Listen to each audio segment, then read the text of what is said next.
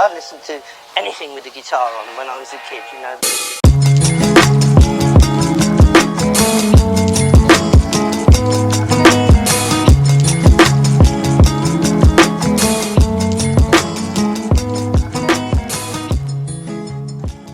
Okay, so for today's episode, let me go ahead and share 5 transition techniques or effects na pwede nyo magamit sa kahit anong editing software.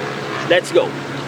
Okay, so before we start, please iset nyo muna yung frames per second ng camera nyo to 24. Kung phone naman yung gamit nyo, alam ko meron din sa settings yan, but yung regular na mga Android phone, by default alam ko nakaset na siya to 24 frames per second. Galaw-galawin nyo lang yung settings ng phone nyo, or kung hindi nyo talaga makita, don't worry, by default naman nakaset yan either 24 or 30 frames per second. Now, kung bakit 24 yung frame rate na pinapaset ko is because mas magiging natural yung mga blurring effect nitong mga transitions na to. So yun lang yun. Before we start, 24. Pinakaunang transition effect or technique na ituturo ko is yung cover up. Ito yung madalas kong ginagawa sa vlog, ginawa ko na rin siya sa music video, pati sa mga real estate. Napaka-basic lang, coveran nyo lang yung lens or yung camera ng phone nyo, and then yung next transition nyo, magsisimula din kayo ng naka-cover, and then pag open nyo, nasa ibang location na kayo or iba na yung settings. Kasi kung kukoveran nyo siya and then nasa isang lugar pa rin kayo, then parang hindi bebenta yung effect. Lahat ng transition effect na isi-share ko, pwede nyo siya magamit sa mga vlogs, sa reels, or kahit sa mga IG stories lang. Kung mapapansin nyo sa editing, sobrang minimal lang ng effort. Now, yung second transition technique is tinatawag namang whip transition.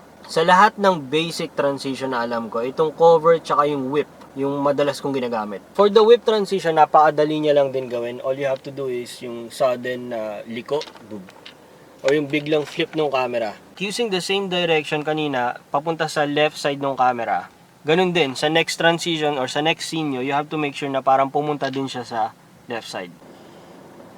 Mabisa tong 5 transition techniques na to kapag bigla ang gusto nyo mag-change ng location. Napatambay muna ako dito sa may landers kasi bigla ako naisipan gawin tong content na to. Now it's around 8 o'clock AM and uwi na.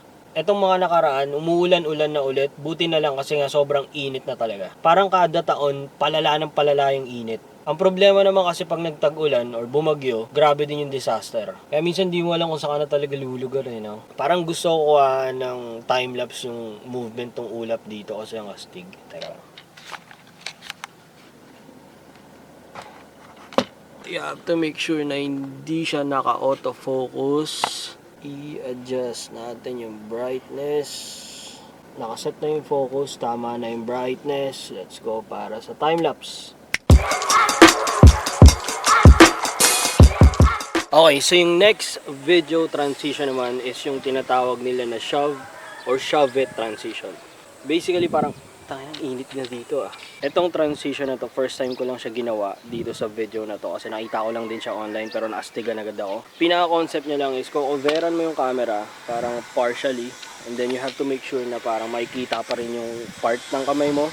Isa, ganyan lang itsura niya. And then sa next transition na hindi masyado magiging obvious na may sudden background change, kailangan almost ganun din yung position ng kamay mo. Yun yung ginawa ko kanina. Have to make sure at least matitira na lang siguro sa part ng camera mo is like 3/4 na lang. Sobrang naastigan ako sa transition na yun and parang gusto ko siya i-apply sa mga reels or sa mga Facebook or IG stories ko. Siguro mas i-apply ko na rin siya sa mga vlog. Meron na tayong cover, whip, yung shove, and then next naman is yung snap or clap. Ganito yung klase ng snap or clap transition. Gamit yung snap or clap transition, madidistract yung attention ng viewer. And with that, mas magiging swabe yung pag-change mo ng place or hindi masyado obvious yung pag-change ng scene. And yung last transition technique na i-share ko is yung tinatawag na swipe. Ganito siya.